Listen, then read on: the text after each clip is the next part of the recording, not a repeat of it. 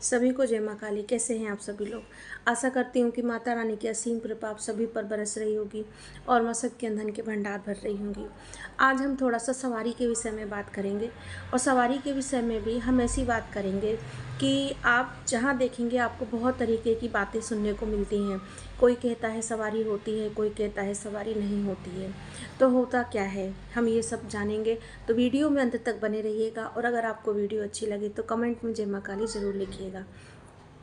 सवारी एक ऐसा विषय है, सवारी एक ऐसी चीज़ है, सवारी एक ऐसी ऊर्जा है, ऐसी शक्ति है देवी देवता की जो इतनी रहस्यमयी है कि सबके समझ से परे है। सवारी क्या है, उसके लक्षण, उसके प्रभाव, उसका असर और उसके अगर हम उसकी जो सवारी आने के बाद हम अपने जीवन में बदलाव अगर नहीं लाते, वैसे तो खुद ब खुद होता है, लेकिन अगर नहीं लाते हैं तो उसके परिणाम क्या होते हैं ये वही जान सकता है जो जिसको सवारी प्राप्त है, जिसको ये कृपा प्राप्त है। जी हाँ, कृपा। कृपा मैं इसलिए बोल रही हूँ क्योंकि मैं उन लोगों में से नहीं हूँ जो ये कहते हैं कि नहीं होती है या झूठ होता है या पाखंड होता है या ढोंग होता है। अगर ढोंग और पाखंड होता है तो मैं उन लोगों से कहना चाहती हूँ कि आप आधे घंटे, 15 मिनट, 20 मिनट, एक एक घंटे अपना सर घुमा के दिखा दीजिए अगर वो इंसान पाखंड कर रहा है तो। या वो जो एनर्जी उसको उस समय महसूस होती है, वो एनर्जी जो है वो आप उस चीज़ को नहीं समझ सकते, नहीं जान सकते। तो अब होता क्या है, सब अपना अपना तथ्य देते हैं, सब अपने अपने विचार कहते हैं। देखिए, ये मेरा मानना है, मुझे लोगों के नहीं पता, लेकिन ये मेरा मानना है। किसी भी चीज़ के बारे में जब तक आपको पूरी जानकारी नहीं हो तब तक उसके बारे में कुछ भी अपशब्द या गलत नहीं बोलना चाहिए। उसको गलत बोलने से, उसको अपशब्द बोलने से आपको बहुत बड़ा प्रभाव पड़ सकता है।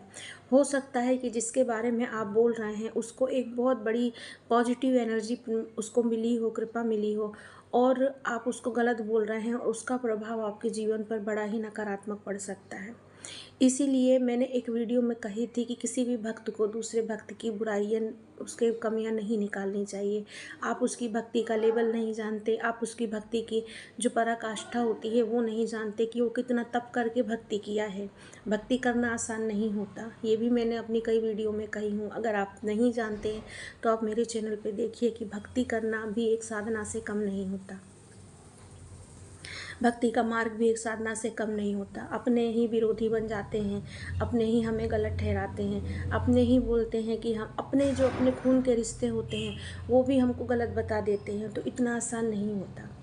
लेकिन अगर कोई करता है तो ये वो जानता है कि वो इन सब चीज़ों को त्याग कर, इन रिश्ते नातों को त्याग कर उसको जो मिल रहा है उसकी वैल्यू क्या है। सवारी, सबसे पहली बात तो कि कोई देवी देवता या कोई भी जो एक जो बहुत बड़ी एनर्जी होती है वो पूर्ण रूप से किसी के शरीर में नहीं आती।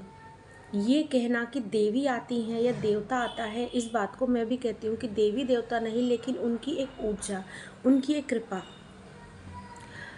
होती है जो कि शरीर में प्रवेश करती है, आती है। ऐसे बहुत से उदाहरण हैं। एक मुझे ध्यान नहीं आ रहा है, आप लोगों को आए तो आप मुझे बताना कि एक जो माता है, मैंने बहुत सुनी हूँ कि डोली में रहती है माता, वो अपने आप डोली हिलती है। तो ये सब चीज़ें क्या हैं? आप अगर कोई ऐसा इंसान जो कि देवी देवता का भक्त होता है और वो अगर ऐसे शब्द कहता है, उसके मुँह से मैं ऐसे शब्द सुनती हूँ, तो मुझे ऐसे लगता है कि लगता है भगवान को ये लोग किताबों में ही पढ़े हैं, अभी असलियत में नहीं जानते। किसी भी रूप में भगवान अपने भक्त की मदद कर सकता है, चाहे वो सवारी के रूप में कर सकता है, चाहे वो उनके कान में आके बता सकता है, चाहे वो उसके प्रत्यक्ष आके खड़ा हो सकता है। अगर भक्त में इतनी इतनी भक्ति में उसकी इतनी दम होती है ना, तो वो भगवान को प्रकट कर सकता है, भगवान को सामने देख सकता है। अब इसे आप झूठ बोलो, इसे आप जो भी कहो, लेकिन ये मेरा मानना है कि अगर आपकी भक्ति आपके इष्ट के प्रति श्रेष्ठ है, आपकी भक्ति आपके भगवान के प्रति है, तो भगवान आपको हर परिस्थिति में देखते हैं, हर परिस्थिति में साथ देते हैं और दिख भी सकते हैं, दर्शन भी दे सकते हैं। वो सवारी जो है, या ये कहा जाए कि सवारी जो कभी किसी को आती ही नहीं है, जिस इंसान पे जब सवारी आती है उसके शरीर में जो परिवर्तन होता है, उसके रहन सहन में जो परिवर्तन होता है, उसके स्वभाव में जो परिवर्तन होता है, वो एक अकल्पनीय होता है। मतलब कि वो इंसान पहले वैसा नहीं होता है जैसा आप देखेंगे कि वो वैसा है। अब जो ढोंग करते हैं, जो दिखावा करते हैं, मैं उनकी बात नहीं कर रही, उनका तो माँ परमेश्वरी खुद ही जाने। लेकिन जो सच में है, लेकिन उनको बदनाम किया जाता है, मैं उनकी कह रही हूँ कि वो उनकी जो होती है ना चीज़ें, जो उनके शरीर में जो परिवर्तन होते हैं, वो कोई नहीं जान सकता, कोई नहीं समझ सकता। इसीलिए किसी की भी शक्ति, किसी भी ऊर्जा, किसी की भी जो भी चीज़ें हैं जो भगवान से रिलेटेड हैं, मैं हर चीज़ की बोल रही हूँ कि जो भी चीज़ें भगवान से रिलेटेड हैं, अगर आपको उनके बारे में पूरा नहीं पता है तो आप किसी को कुछ भी, किसी की शक्ति को गलत मत बोलिए। ये कहिए कि हाँ, सब कुछ हो सकता है इस संसार में। ये संसार की वो स्थिति है, मैं आपको बताती हूँ, यहाँ की वो स्थिति है कि यहाँ पे लोग भूत प्रेत मान लेंगे। आप कह देंगे किसी को तंत्र हुआ है, मान लेंगे। आप किसी को कह देंगे जिंदे बेताल लगे हैं, मान लेंगे। किसी को कह देंगे कि भरम लगे हैं, मान लेंगे। लेकिन अगर आप किसी को कह देंगे कि इनको देवी देवता की ऊर्जा मिली है, तो नहीं मानेंगे, क्योंकि कलयुग है ना, इसलिए। तो ऐसा नहीं है कि सवारी जो है वो नहीं आ सकती, सवारी कृपा माँ की नहीं मिल सकती, बाबा की नहीं मिल सकती, सबकी मिल सकती है, सबकी ऊर्जा मिल सकती है।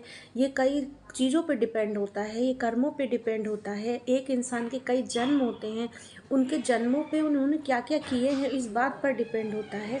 कई चीज़ों पे डिपेंड होती है ये बात। आप किसी को इतनी सी बात से परख नहीं सकते कि नहीं उसको कैसे आ सकती है, ये तो वो तो ऐसा इंसान था। वो कैसा इंसान है आप उसको पहले का देख कर के कि वो किस तरीके का था, तो अब उस पर सवाल ये आप नहीं कह सकते, क्योंकि वो पता नहीं कितने जन्मों के उसके पुण्य होंगे, क्या क्या उसने किया होगा, तो उसको माँ की कृपा मिली है। और ये इतना आसान नहीं होता है। अक्सर आप देखेंगे कि ये चीज़ों को वही नकारते हैं जिनको ये चीज़ कभी आती नहीं है, जिनको कभी महसूस नहीं हुई है, और वो बहुत पूजा पाठ करते हैं लेकिन उनको ये चीज़ महसूस नहीं होती है। देखिए, सवारी क्या है? शक्ति। शक्ति माता की सवारी, माता की ऊर्जा, देवी देवताओं की ऊर्जा, जिन्हें वो जो हमारे शरीर में प्रवेश करती है, जब वो जिसके शरीर में प्रवेश करती हैं तो उसका शरीर जो होता है वो अलग तरह से रिस्पॉन्स देता है। किसी का बहुत ज़्यादा देता है, किसी का उतना नहीं देता। लेकिन क्या आपको ये नहीं पता है कि वो ऊर्जा तो पहले से भी हमारे शरीर में है? कुंडलिनी क्या है? सहस्त्रार्थ क्या है? क्राउन चक्र क्या है? शिव और शक्ति हैं। शिव और शक्ति जब हमारे शरीर में मौजूद हैं, वो तत्व है, तो वो तत्व अगर हमारी भक्ति पूजा से और बढ़ता है तो वो और बढ़ता है, तो वो और सामने जो है वो होकर के आता है। तो होती हैं हर चीज़ें, सब चीज़ें होती हैं। आप विश्वास करिए, किसी की भी शक्ति का आप कुछ भी किसी को आप शब्द नहीं बोलिए ना। अगर आपको कोई शक्ति सवारी मिली आप उसको भी मत बोलिए और दूसरे की भी मत बोलिए, क्योंकि हर चीज़ इस दुनिया में हो सकती है। जब भूत प्रेत हो सकते हैं, नेगेटिविटी हो सकती है, तो पॉजिटिविटी भी हो सकती है। आशा करती हूँ कि छोटी सी बात आपको समझ में आई होगी। अगर आई हो तो कमेंट में जय माँ काली ज़रूर लिखिएगा। जय माँ काली।